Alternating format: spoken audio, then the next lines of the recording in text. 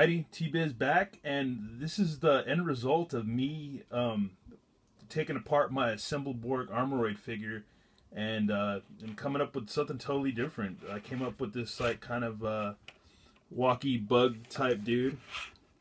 I guess you got kind of like maybe you got some kind of control cockpit here thing, or the dude could like pilot it. And I guess like, you know, I think this is cool because, okay, first of all I'm gonna say, when I was a kid, you could pretty much come up, I mean, you can imagine anything with this. This reminds me of a Zoid, kind of, from back in the day, too. And I think I would have loved this as a kid because it seems like the possibilities for just play is, you know, is unlimited. You can do a lot of stuff with this. It came with a baggie of joints, by the way. I know I'm getting off subject. I'm kind of bouncing from here and there.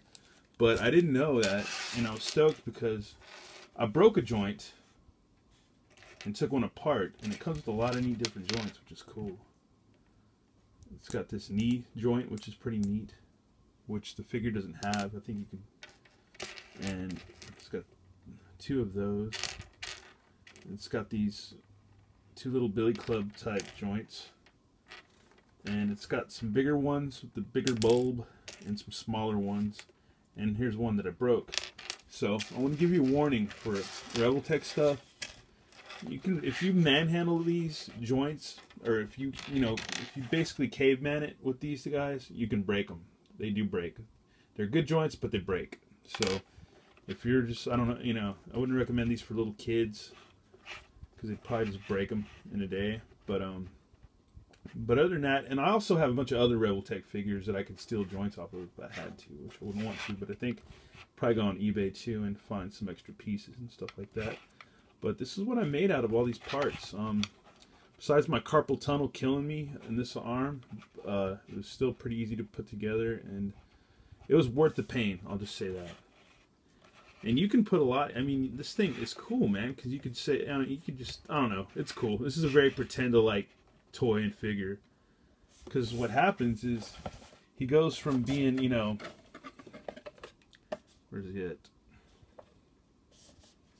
This guy into just, you can do whatever. It shows right here what you can do. You can make some kind of grabber thing with them. You can some kind of plane thing. It's like, but it doesn't give you any directions on how to do this. It just shows you, you know, look, you can do this. And I think you can mix and match too. I think you can mix both these figures together. And you know, and from when you get that figure, you can get this. So I think that's pretty cool. I think that's an awesome playability, and I think it's neat, and articulation is neat. Because you can just pretend away with this thing, and it's pretty cool. And it's very much, yeah, reminiscent of like Microman, Micronauts, and stuff like that, and just really, really neat.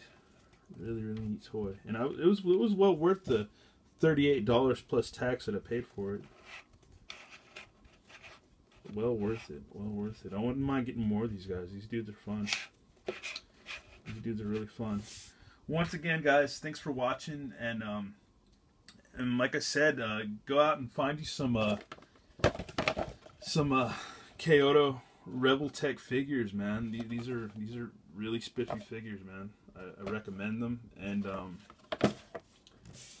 they're worth it, man. But you probably have to go to eBay unless you know like a really cool store, comic shop that'll carry these guys. My comic shop happened to have one of these on that one day, and